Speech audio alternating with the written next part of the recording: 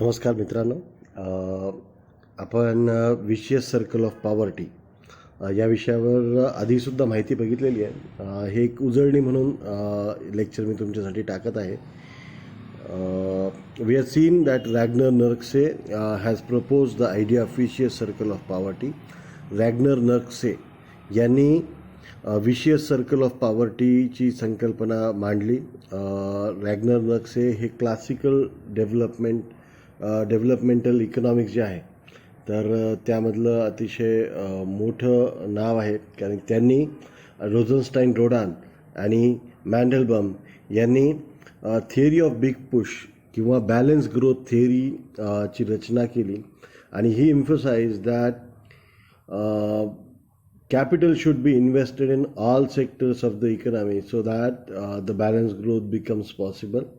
Regarding this, he has propounded that प्रत्येक विकसनशील राष्ट्रांमध्ये एक प्रकारचं दारिद्र्याचं दृष्टचक्र चाललेलं असतं.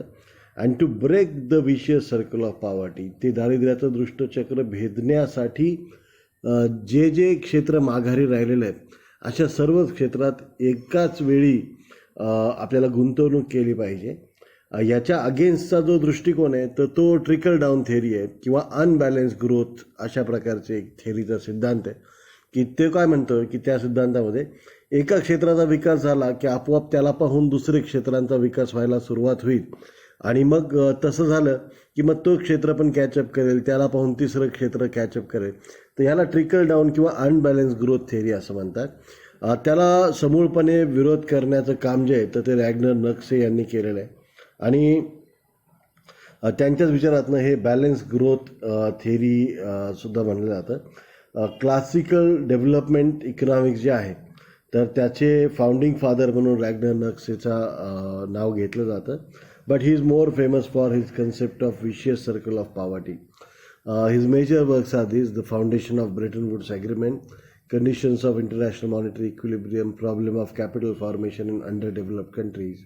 तर ह्या विषयांवर त्यांनी भरपूर काम केलेलं आहे. आता what is the vicious circle of poverty, दारिद्र्याचं दृष्टचक्र म्हणजे काय? तर vicious circle of poverty implies a circular constellation of forces that tend to act and react upon each other so as to keep a poor country in a state of poverty. म्हणजेच काय, दारिद्र्याचं दृष्टचक्र हे अशा प्रकारचं एक circular constellation आहे फोर्सेसचं की that those forces tend to act and react upon each other. म्हणजे तेच कारण पण असतं आणि तोच परिणाम पण असतो. तर हे चक्र काय करतं, हे घटक काय करतात, एका देशाला त्याच्या गरिबीच्याच अवस्थेतनं कधीही बाहेर येऊ देत नाही. तर अशा या दृष्टचक्रामध्ये देशांना अडकून ठेवणारं जे चक्र आहे तर त्याला त्यांनी vicious circle of poverty. He sites an example of a poor man. त्यांनी एका गरीब माणसाचं उदाहरण दिलेलं आहे की he does not have enough food, so he can't work more, and because he can't work more he gets low income and दस ही becomes poor again. Because he is poor he doesn't get enough food. मग हे सगळं circle चालू राहतं. मग त्यामुळं त्यांनी एका छोट्या वाक्यात आपली संकल्पना मांडलेली आहे. आणि ती संकल्पना काय होते, a country is poor because it is pure. एखादा देश गरीब आहे कारण की तो गरीब आहे. तर गरिबी हेच त्या देशाच्या दारिद्र्याचं, कारण की गरीब देशामध्ये कॅपिटल फॉर्मेशन कमी असतं, ह्युमन रिसोर्सेस अंडर डेव्हलप्ड असतात, नॅचरल रिसोर्सेस अंडर डेव्हलप्ड असतात. तर आपण याविषयीची आणखीन पुढे माहिती घेऊया. आता backward human resources, vicious circle of poverty. आता इथं जर आपण बघितलं की हे त्यांनी खरं तर 3 बाबतीमध्ये हे दारिद्र्याचं दृष्टचक्र मांडलेलं आहे. त्यातलं पहिलं काय की बॅकवर्ड ह्युमन रिसोर्सेस. तर बॅकवर्ड ह्युमन रिसोर्स म्हणजे त्या देशांमध्ये काय असतं की मानवी संसाधनं जी असतात तर ती मागास असतात.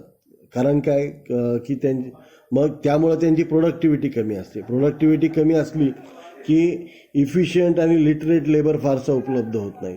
त्या लेबरर्सची हेल्थ कमी असते. या सगळ्यामुळं काय होतं, त्यांचे वेजेस कमी असतात. वेजेस कमी असले की परत एकदा ह्युमन रिसोर्सेस वीक राहतात. मग ते स्वतःवर शैक्षणिक वगैरे गुंतवणूक करू शकत नाही. मग हे सर्कल सारखं सुरू असतं. हे ह्युमन रिसोर्सेसचं चक्र आहे. आता दुसरं जे दारिद्र्याचं दुष्टचक्र चाललेलं असतं ते नैसर्गिक संसाधनांच्या बाबतीत असतं. अनेक गरीब देश हे नॅचरल रिसोर्सेसच्या बाबतीत खूप श्रीमंत असतात. For example Africa is called as dark continent, की आफ्रिकेला अंधार युगात असणारा खंड असं म्हणलं जातं. कारण की जगातली खूप नॅचरल रिसोर्सेस हे आफ्रिकेत आहेत. खूप विकसित राष्ट्र त्याचं वेगवेगळ्या माध्यमांनी दोहन करत असतात, त्याचं एक्सप्लॉयटेशन करत असतात. मात्र तरीसुद्धा त्या देशांचा फारसा विकास होत नाही. तर natural resources like land, mineral, forest, water they are under utilise.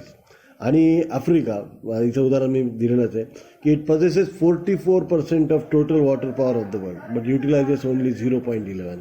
म्हणजेच काय की आपल्या क्षमतेच्या 1% सुद्धा कितीतरी कमी क्षमतेचा वापर करणारा हे अख्खं खंड आहे. तर अशा प्रकारे हे नॅचरल रिसोर्सेस जे आहेत तर ते आणि विषय सर्कल ऑफ पॉवर्टी यांचा जवळचा संबंध आहे. ही नैसर्गिक संसाधनं जर विकसित झाली तर यांच्यामुळं काय होऊ शकेल की त्या देशांचा विकास होणं जास्त सहजासहजी शक्य होईल. त्यानंतर तिसरं आहे, इथं जरा हे एक्स्ट्रीमली सॉरी, विषय circle of poverty on the supply side.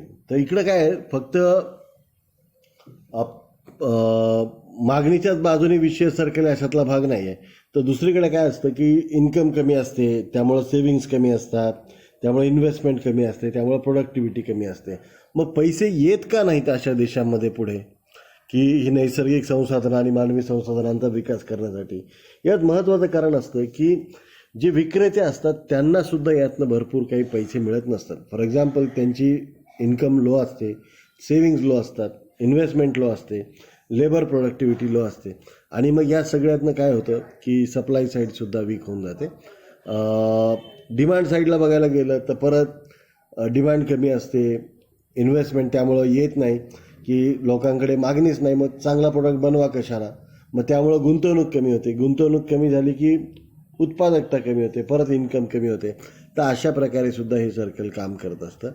आता या देशामध्ये कॅपिटल जनरेशन का होत नाही ते आपण बघूया. तर आता ग्रोथ म्हणजे only increase in production of goods and services हे का नाही होत? पहिलं तर आधी तर ग्रोथ लो असते, त्यामुळे इन्कम लो असते, मग सेविंग्ज लो असतात, इन्व्हेस्टमेंट लो असतात. हे ग्रोथचं सर्कल आहे. पण तिथं विकास म्हणजे ज्याच्यामध्ये शिक्षण, आरोग्य अशा गोष्टींचा समावेश आहे तो का नाही होत? तर लो लेवल ऑफ एज्युकेशन आणि हेल्थकेअर. सुरुवातीलाच काय असतं की एज्युकेशन आणि हेल्थकेअर कमी असते, त्यामुळं इन्व्हेस्टमेंट जे असते, ह्युमन कॅपिटल फारसं डेव्हलप नसतात, त्यांची प्रोडक्टिव्हिटी कमी असते, परत उत्पन्न कमी. तर अशा प्रकारे हे सर्कल चालू असतं. In some countries poverty refers to low real income. Real income remains low due to low level of capital, which is because of low level of savings and low level of investment. तेच प्रकारचं चक्र आहे. लेबरच्या बाबतीतही आपल्याला असं सांगता येऊ शकेल की low income of labour in a family raise is the problem of child labour. Child लेबरमुळं काय होतं की मग तो कधी शिकत नाही चांगला, मग दारिद्र्य असतं, आरोग्य चांगलं नसतं, भूकमारी असते, मृत्यूदर जास्त असतो. या सगळ्यातून काय होतं की किमान गरजा देखील पूर्ण होत नाहीत. यातनं मग इनइफिशियन्सी वाढते, backward bending supply curve of labour अनुभव असा यायला लागतो. आणि मग या सगळ्याचा परिणाम म्हणून मग आपल्याला काय होतं की दिसतं की या अडचणी निर्माण होतात. आता टेक्नॉलॉजी जी आजकाल फार महत्त्वाची आहे की इन्कम लो असते, रिसर्च अँड डेव्हलपमेंटवर पैसे खर्चायला नसतात, इन्व्हेन्शन्स होत नाहीत, इन्फ्रास्ट्रक्चर तयार होत नाहीत, इकॉनॉमिक ग्रो अतिशय कमी असते. आणि इकॉनॉमिक डेव्हलपमेंट म्हणजे जे डिस्ट्रीब्युशन असतं, इकॉनॉमिक ग्रोथचं डिस्ट्रीब्युशन म्हणजे इकॉनॉमिक डेव्हलपमेंट. जी काही आर्थिक वृद्धी झाली तिचं वितरणही नीट समान होत नाही. यातून परत इन्कम लेवल्स मेजॉरिटी पॉप्युलेशनच्या कमी असतात. आणि या सगळ्यातनं काय होतं, एक विशियस सर्कल ऑफ पॉवर्टी जे असतं की रिसर्च अँड डेव्हलपमेंट कमी, गुंतवणूक कमी, ग्रोथ डिस्ट्रीब्युशन चांगलं नाही, लो इन्कम ग्रोथ. तर या असे सर्व घटना त्यातनं घडून येतात. तर या प्रकारे आपण एकदा रिव्हिजन केलेलं आहे विशियस सर्कल ऑफ पॉवर्टीचा. हा भाग आपण मागच्या प्रकरणात शिकलेलो. तरी काही महत्त्वाच्या बाबी तुम्ही याच्यातनं लक्षात घ्याव्यात.